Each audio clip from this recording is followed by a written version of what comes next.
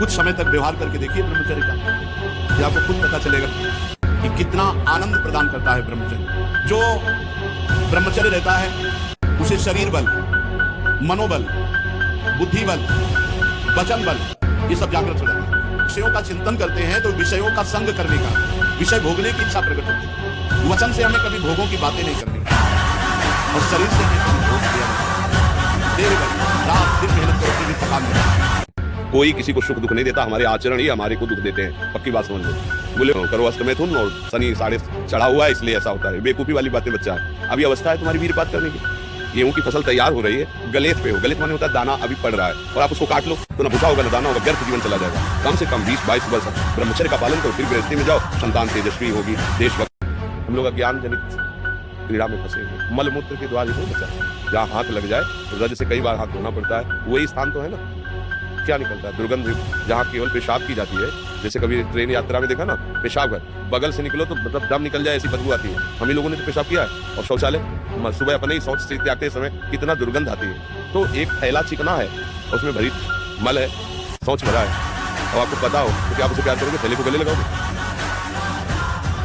क्रिया या किसी कुसंग के द्वारा कोई क्रिया ना हो और स्वाभाविक ऐसे, तो जैसे दाल में उफान निकल जाता है ऐसे वो वीर्य का उफान होता है, ना कि वो ब्रह्मचर्य नष्ट माना जाता है। अगर कोई क्रिया के द्वारा नष्ट कर रहे हो तब तो फिर आपको रोकना ही होगा। और उस स्वाभाविक स्थिति के लिए जैसे 2 किलोमीटर दौड़ लगाओ, 2-4 लीटर पानी शरीर को, जो पेट साफ रहे, नस नाड़ियों से गर्मी शांत रहे, नहाने के समय उदर में ज़्यादा ठंडा पानी ऐसे डाले, कुछ देर प्राणायाम व्यायाम करे, सात्विक आहार करे, गंदी बातें न सुने न देखे, मुझे लगता है ब्रह्मचर्य बच्चा पक्का हो जाएगा। ब्रह्मचारी का सौंदर्य प्रस्फुटित होता है, एक नूर उसके चेहरे पे झलकता है जो ब्रह्मचर्य को धारण करता है। एक नवीन आकर्षण, बालवत चेहरा, एक आकर्षण होता है भागवती। और जिसका ब्रह्मचर्य पुष्ट होने लगता है उसके शरीर से सुगंध आने लगती है। सुगंध, जो भोगी पुरुष होता है पास से निकल जाए तो दुर्गंध निकलेगी। जब ब्रह्मचर्य शरीर में होगा ना तो आप बैठ भी नहीं सकते चैन से। वो आपको इतना प्रेरित करेगा क्रियाओं में, आप जिस कार्य में लगेंगे सांगो पांग करेंगे। आपके ये जो ऐसे बैठे हो, लार बह रही है, ये सब ब्रह्मचर्य हुए तेजोमयी ज्वलंत शक्ति है। ब्रह्मचर्य एक अलग दिखाई देगा आपको, भी आग अलग, आग नहीं दिखाई देती जैसे ऐसे ब्रह्मचारी आग होता है। आग दर्शन से, संभाषण से, स्पर्श से दूसरों के पाप नष्ट कर दे अपने आप। कोई भी रोग, कोई भी शोक, कोई भी ताप उसे स्पर्श नहीं कर सकता। वो एकदम हर्षण फूल जैसा रहता है क्योंकि ब्रह्मचर्य स्थित है। एकाग्रता के लिए पावर चाहिए, अभ्यास का और ब्रह्मचर्य का। देखो, मन, प्राण और वीर, ये तीनों का एक तारतम्य है।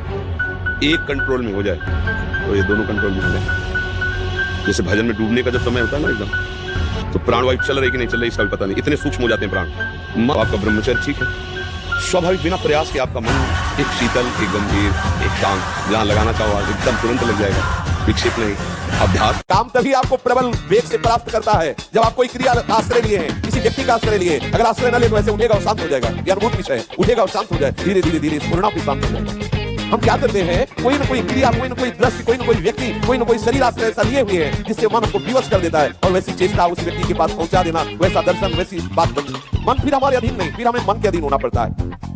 स्वयं मन निर्विकार और शांत हो जाएगा, केवल तुम किसी क्रिया का आश्रय मत देना। यही गलती होती है, यही से हम भगवत प्राप्ति के मार्ग को बाधित किए बैठे हैं। देख लीजिए, यही हम बाधित किए हुए बैठे हैं। बिल्कुल सावधान हो जाइए। वो तनाव मुक्त, मुख प्रसन्न, तन तेज विराजा, कीने से रामचंद्र कर काजा। मुख प्रसन्न होता है क्योंकि भगवान भगवत कार्य में लगा है ना। गंदे आचरण वाला कभी किसी को देख लेना, उसका चेहरा ही ऐसा। अब कितनी नौ किशोर अवस्था, बिजली की तरह शरीर में स्फूर्ति, एकदम चमकता हुआ चेहरा। ब्रह्मचारी के चरण ऐसे पड़ते हैं जैसे आग में पड़ते हैं, क्योंकि ब्रह्मचर्य होता है। अब ये अवस्था ब्रह्मचर्य करने की है। और ये कह रहा पहले से हम कर रहे हैं, इसीलिए जब इस विषय आता तो कहते भैया सावधान हो जाओ, ना ये डॉक्टर जानते हैं और ना तुम्हारे सलाहकार जानते हैं, तुम खुद बताओ। अब जैसे बच्चा, खुद देखो तुम्हारी हालत क्या है। जो बच्चे गलत चेष्टाएं करते हैं वो खुद देखें उनकी हालत क्या है। सबसे बड़ी हानि की स्मृति जाने लगती है। ये शक्तियां उसके अंदर प्रकाशित होती है जो ब्रह्मचर्य का पोषण करता है। स्मरण धारण करना, जो संकल्प नियम ले उसका अक्षरशः पालन करना और उत्साह बना रहना और शरीर में स्फूर्ति रहना। ब्रह्मचर्य एक विलक्षण महाव्रत है। स्मरण शक्ति, धारणा शक्ति और संकल्प शक्ति। इतने बजे जगना है, इतना करना है, ऐसे चलना है, सब होगा। स्वभाव में कभी उसकी प्रसन्नता नहीं होगी, स्वभाव उसका चिड़चिड़ा बन जाएगा। रूखा होने के कारण नाक में गुस्सा रखी रहेगी, जरा सी बात में वो बहुत क्रोधित हो जाना, अपनी खोपड़ी फोड़ने लगना, दूसरों की फोड़ने लगना, अपने थप्पड़ मारने, मतलब एक जैसे कोई विक्षिप्त आदमी, पागल आदमी, ऐसी उसकी चेष्टा होनी, चीख चीख के बोलना, माथा पटकने लगना, ये लक्षण है ब्रह्मचर्य का नाश करने वाला। वो जीता तो है पर मुर्दे की तरह निस्तेज।